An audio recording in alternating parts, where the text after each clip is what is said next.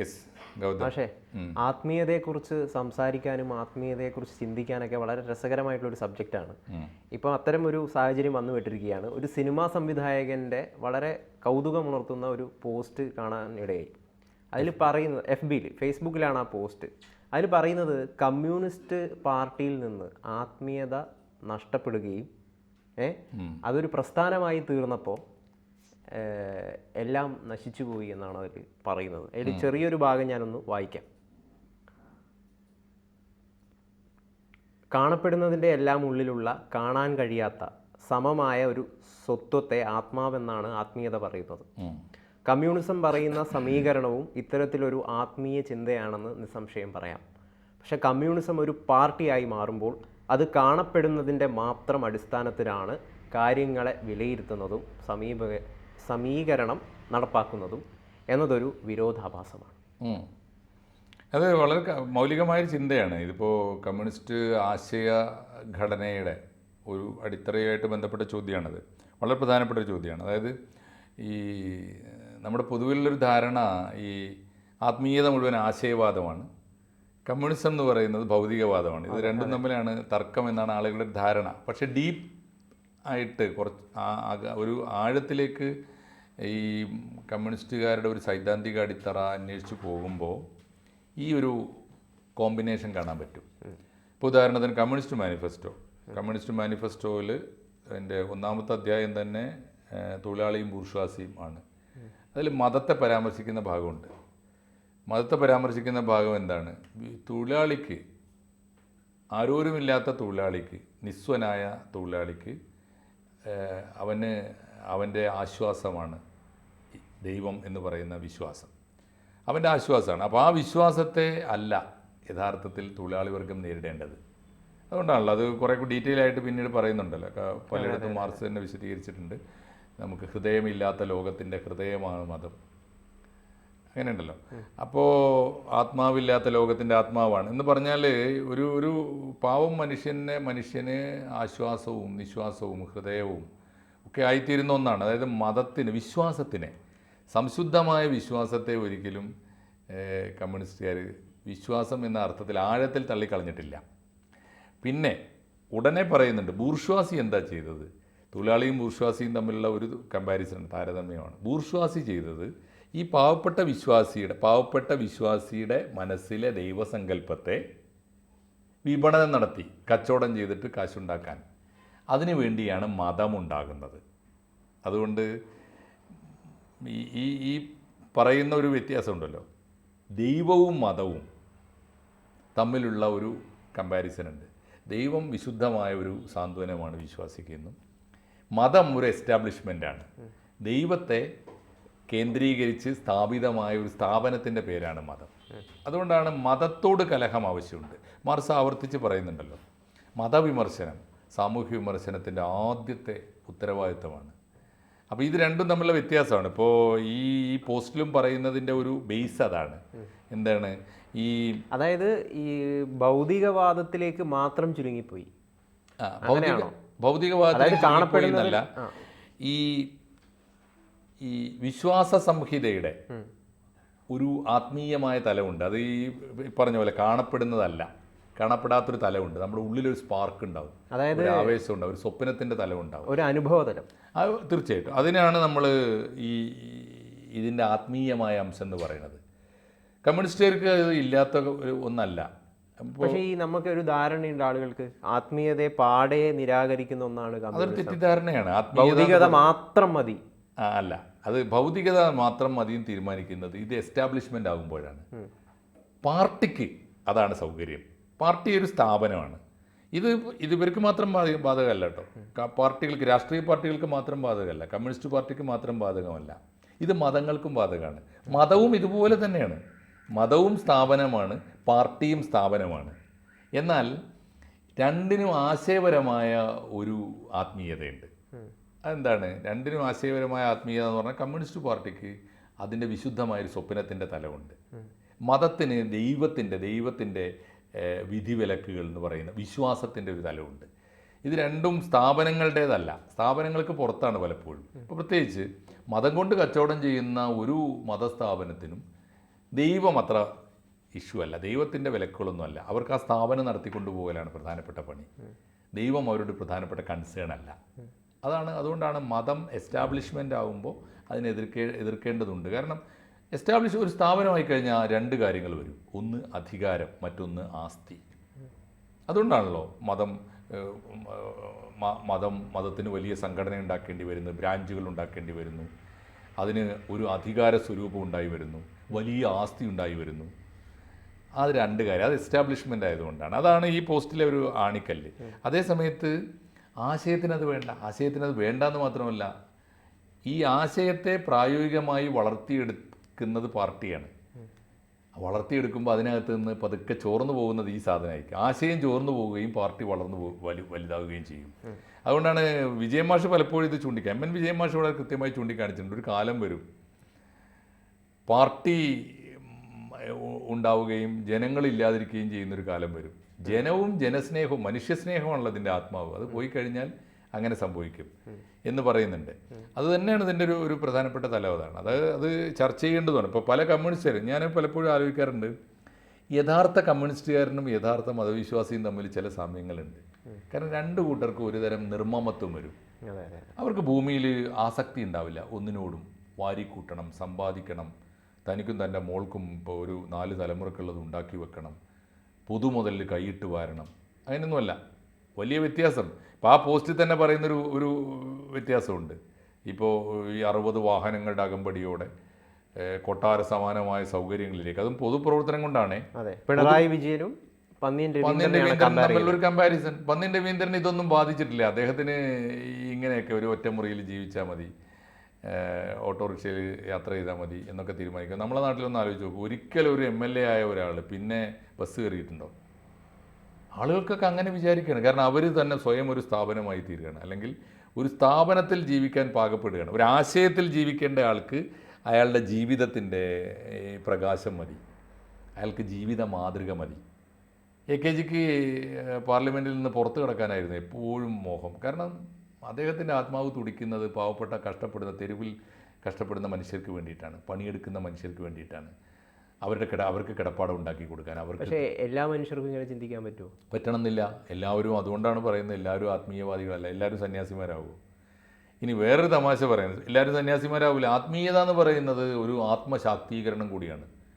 എനിക്ക് ആരുമില്ലെങ്കിലും, ഈ പണ്ട് ഒരു വിഖ്യാതമായ പ്രയോഗമുണ്ട് ഞങ്ങൾ മലബാറിൽ. പണ്ട് കമ്മ്യൂണിസ്റ്റ് പാർട്ടിക്ക് വേണ്ടി വലിയ നാടകങ്ങളൊക്കെ എഴുതിയിരുന്ന ഒരു ഡോക്ടർ M. ഉസ്മാൻ സാറുണ്ട്. അപ്പോൾ അദ്ദേഹത്തിൻ്റെ വിഖ്യാതമായൊരു നാടകത്തിൻ്റെ പേര് ഈ ദുനിയാവിൽ ഞാൻ ഒറ്റയ്ക്കാണെന്നാണ്. ഈ ദുനിയാവിൽ ഞാൻ ഒറ്റയ്ക്കാണെന്ന് പറഞ്ഞാൽ ഒറ്റയ്ക്ക് മതി, അതൊരു ശക്തിയാണ്. അത് കമ്മ്യൂണിസ്റ്റ് ആശയത്തിനും ആ കരുത്ത് കൊടുക്കാൻ പറ്റും, ആത്മീയമായ ശക്തിക്കും അത് കൊടുക്കാൻ പറ്റും. ഞാൻ മതി എന്ന് പറഞ്ഞാൽ അതിൻ്റെ അർത്ഥം എന്താ? കമ്മ്യൂണിസ്റ്റുകാരൻ്റെ ഉള്ളിൽ ഒരു വലിയ സ്വപ്നമുണ്ട്. ഈ എന്താണ്, എല്ലാം ഈ ഒന്നായി തീരുകയും വർഗരഹിതമായൊരു സമുദായം വരും, എന്നിട്ട് വിവേചനങ്ങളില്ലാത്ത. അത് ഒരിക്കലും പുറത്തെ തലത്തിൽ അത് സാധ്യമല്ല എന്നാണ് ഈ പോസ്റ്റിൽ പറയുന്നത്. തീർച്ചയായിട്ടും ഒരു മാനസികമായിട്ടുള്ള അവസ്ഥ മാത്രമാണ്. അതെ, ഈ കമ്മ്യൂണിസ്റ്റ് സ്വപ്നം എന്ന് പറയുന്ന ആത്മീയമായ ആശയത്തെ തകർത്തത് ആരാണെന്നാണ് ആ പോസ്റ്റിലെ ചോദ്യം. അത് പാർട്ടി എന്ന് പറയുന്ന സ്ഥാപനമായി എസ്റ്റാബ്ലിഷ്മെൻ്റാണ് അതിനെ തകർത്തത്. ഇതെല്ലാ എസ്റ്റാബ്ലിഷ്മെൻറ്റുകൾക്കും ബാധകമാണ്, അത് മതത്തിനായാലും. വേറെ 2 തമാശകൾ നമ്മൾ ഇതിനോട് ചേർത്ത് ഓർത്ത് നോക്കേണ്ടതാണ്. ഒന്ന്, സന്യാസിമാരാകാൻ പോയ പലരും അവിടുന്ന് ഇറങ്ങി വന്നിട്ട് അതേ മനോഭാവത്തോടെ, അതേ അനാസക്തിയോടെ, അതേ നിർമ്മമത്വത്തോടെ കമ്മ്യൂണിസ്റ്റ് പാർട്ടി നേതാക്കന്മാരായി മാറിയിട്ടുണ്ട്. പല നക്സൽ വാദികളൊക്കെ, വലിയ ആത്മീയവാദികളൊക്കെ തിരിച്ചുണ്ട്. വലിയ തീവ്ര വിപ്ലവകാരികളാകാൻ പോയിട്ട് ആത്മീയവാദികളായി പോയവരും ഉണ്ട്. അത് ഇപ്പോൾ ചിലത് പരസ്പരം നമ്മൾ പറയാം, അത് അദ്ദേഹത്തിൻ്റെ പതനമാണ് എന്ന് പറയും. ഏതിലേക്ക് പതിക്കുന്നു എന്നുള്ളതൊക്കെ രണ്ടാമത്തെ ഒരു വിഷയമാണ്. അതാണ് ഒന്ന്. ഈ രണ്ടാമത്, ഈ വികാരം, ഈ ഒരു ബോധമുണ്ടല്ലോ, എനിക്ക് വാരിക്കൂട്ടാനുള്ളതല്ല മതം. മതത്തിൻ്റെ ആത്മീയത എന്താ? ഭൂമിയിൽ എല്ലാവരും യാത്രക്കാർ മാത്രമാണ്, ആരും ഒന്നും കൊണ്ടുവരുന്നില്ല, ഒന്നും കൊണ്ടുപോകുന്നില്ല. അതുകൊണ്ട് നമുക്കൊന്നും ആവശ്യമില്ല, വന്നതുപോലെ പോകാൻ പറ്റും. അതുകൊണ്ട് ഒന്നിനോട് ആർത്തിയില്ല. കമ്മ്യൂണിസ്റ്റുകാർ വിശ്വസിക്കുന്നത് എന്താ? ഇതെൻ്റേതല്ല, ഇത് ഭൂമിയിലെ പിറന്നു മരിച്ചു പോയവരും പിറക്കാനിരിക്കുന്നവരുമായ ഇതെന്റേതല്ല, ഇതെൻ്റേതല്ല, ഇതം മമ. അതെ, അത് തന്നെയാണ് ഈ ആത്മീയതയും ഇതും തമ്മിൽ. അതുകൊണ്ടാണ് പല കമ്മ്യൂണിസ്റ്റുകാർക്കും അങ്ങനെ ജീവിക്കാൻ പറ്റിയിരുന്നു. ഇപ്പോൾ എത്ര പേരുണ്ട് എന്ന് ആലോചിച്ച് നോക്കൂ, എത്ര പേരുണ്ട്. ഇപ്പോൾ ഒറ്റമുറി, എനിക്കൊരു ഒറ്റമുറി വീട് മതി. രണ്ട് കാര്യങ്ങൾ, ഒരു വലിയ സ്വപ്നമല്ലേ ആലോചിച്ച് നോക്കൂ. എൻ്റെ ഒരു കൗതുകത്തിന് ചോദിക്കുക, ഈ കമ്മ്യൂണിസവും വേദാന്തവും തമ്മിൽ ബന്ധമുണ്ടോ? ആണല്ലോ, അടിസ്ഥാനപരമായി വേദാന്തമുണ്ട്. നിങ്ങൾക്ക് ഇപ്പോൾ ഗൗതമ് കമ്മ്യൂണിസ്റ്റ് പാർട്ടിയുടെ തന്നെ ചരിത്രം പഠിക്കുകയാണെങ്കിൽ അത് കാണാൻ പറ്റും. 1964 കമ്മ്യൂണിസ്റ്റ് പാർട്ടി പിളരുന്നത് ഇതിൻ്റെ അടിസ്ഥാനപരമായൊരു ഫിലോസഫി ഇതുകൂടിയാണ്. ഇന്ത്യൻ ഫിലോസഫിക്ക്, ഇന്ത്യയുടെ സംസ്കാരത്തിനും ഇന്ത്യയുടെ തത്വചിന്തക്കും അനുഗുണമായി ഒരു കമ്മ്യൂണിസ്റ്റ് പാർട്ടി ഇന്ത്യയിൽ ഉണ്ടാക്കിയെടുക്കാൻ പറ്റും എന്ന വിശ്വാസമാണ്. അത് വാദിച്ച ആളുകളാണ് ഈ വലത് കമ്മ്യൂണിസ്റ്റ് പാർട്ടി എന്ന് വിളിക്കപ്പെട്ട CPI തീർന്നു. അതിൻ്റെ നേതാവ് വന്ന എസ് എ ഡാംഗെ ആയിരുന്നു. എസ് എ ഡാംഗയെ കളിയാക്കി വിളിച്ചിരുന്നൊരു പേരുണ്ട്. ഈ CPM പക്ഷത്തേക്ക് പോയവർ വിളിച്ചിരുന്ന പേരെന്താണെന്നറിയും? വേദാന്തി കമ്മ്യൂണിസ്റ്റ് എന്നാണ്. കാരണം അദ്ദേഹം പറയുന്നൊരു സിദ്ധാന്തം ഇതാണ്, ഇപ്പോൾ ഇവിടെ ഇന്ത്യയിലൊരു കമ്മ്യൂണിസ്റ്റ് പാർട്ടി കെട്ടിപ്പടുക്കാൻ മാർസും ഏംഗൽസും മാവോയും ലെനിനും ഒന്നും അല്ല നായക സ്ഥാനത്ത് നിൽക്കേണ്ടത്, രക്ഷാപുരുഷന്മാരായി അല്ലെങ്കിൽ റോൾ മോഡലായി നിർത്തേണ്ടത് ആരെയാണ്? ഇന്ത്യയിലൊരു കമ്മ്യൂണിസ്റ്റ് പാർട്ടി ഉണ്ടാക്കാൻ ആവശ്യമായ ആശയ സംഹിത ഇന്ത്യൻ സംസ്കാരത്തിലുണ്ട്. സ്വാമി വിവേകാനന്ദനെ മുന്നിൽ നിർത്തിക്കൊണ്ടൊരു വിപ്ലവത്തിന് വിളിച്ചാൽ ഇന്ത്യക്കാർ വരും. അതുകൊണ്ടാണ് സ്വാമി വിവേകാനന്ദൻ്റെ അറിയാലോ വേദാന്തം എന്ന് പറയുന്ന ചിന്ത, അതുകൊണ്ടാണ് വേദാന്തി കമ്മ്യൂണിസ്റ്റ് എന്നൊക്കെ വിളിച്ചത്. അവിടെ നിന്ന് പോയി ഇപ്പോൾ വേദാന്തം എന്ന് കേട്ടാൽ അത് പാർട്ടി വിരുദ്ധമായി. പിന്നീട് ഇടക്കാലത്ത് പറ്റിയത് ക്ലാസിക്കൽ യുക്തിവാദികൾ കമ്മ്യൂണിസ്റ്റ് പാർട്ടിയുടെ തലപ്പത്ത് വന്നു. ഞാൻ ഇപ്പോഴും വിചാരിക്കുന്നത് ഇന്ത്യയിൽ കമ്മ്യൂണിസ്റ്റ് പാർട്ടി പച്ച പിടിക്കാതെ പോയതിൻ്റെ യഥാർത്ഥ കാരണം വേദാന്തം എന്നൊക്കെ പറയുമ്പോൾ ചില ആളുകൾ അത് ബ്രാഹ്മണിക്കൽ ഹെജിമണി എന്നൊക്കെ പറഞ്ഞ് പരിഹസിക്കുകയാണ്. യഥാർത്ഥത്തിൽ അത് കണ്ടവരുണ്ട് ഇവിടെ. ഇപ്പോൾ CPI പക്ഷത്തുള്ള കുറേ പേര്, K. ദാമോദരൻ അത് കൃത്യമായി മനസ്സിലാക്കി പഠിച്ചെഴുതിയ ഒരാളാണ്. NE ബലറാം അത് മനസ്സിലാക്കിയിട്ടുണ്ട്. C. ഉണ്ണിരാജ അത് മനസ്സിലാക്കിയിട്ടുണ്ട്. ഞാൻ പറഞ്ഞത് ഇവർ ഒന്നിച്ച് നിൽക്കുമ്പോൾ തന്നെ മനസ്സിലാക്കുകയും പഠിക്കുകയും ചെയ്ത് ചിന്തിക്കുകയും ചെയ്ത് അങ്ങനെ പറഞ്ഞവരാണ്. ഒന്നാലോചിച്ച് നോക്കുക. അപ്പോൾ ഇതാണ് സംഭവിക്കുന്നത്. ഇത് പിന്നീട് വലിയ തോതിൽ ഈ ഇപ്പോൾ ഒന്ന് ആലോചിച്ച് നോക്കൂ, ഇപ്പോഴും ആലോചിച്ച് നോക്കുന്ന ഒരു പ്രധാനപ്പെട്ട കാര്യം, ഇപ്പോൾ ഇന്ത്യൻ വിപ്ലവം എന്ന് പറയുന്നൊരു സാധനം ആരുടെ അജണ്ടയിലില്ല.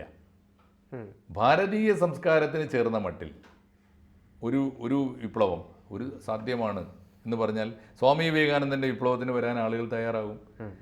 ഇപ്പോഴും സംഭവിച്ചിരിക്കുന്നത് എന്താ? ക്ലാസിക്കൽ യുക്തിവാദികൾ കമ്മ്യൂണിസ്റ്റ് പാർട്ടി തലപ്പത്ത് വന്നതോടുകൂടി ഈ ഇന്ത്യൻ സംസ്കാരം എന്ന് പറയുന്നത് മൊത്തം പാർട്ടി വിരുദ്ധമായി, ആശയത്തിന് നിരക്കാത്തതായി. ഈ വൈദേശിക ആശയത്തിൻ്റെ വൈദേശികമായ മോഡലുകളുടെ വൈദേശികമായ ചരിത്ര പുരുഷന്മാരുടെയൊക്കെ പിന്നാലെ പോകാൻ തുടങ്ങി.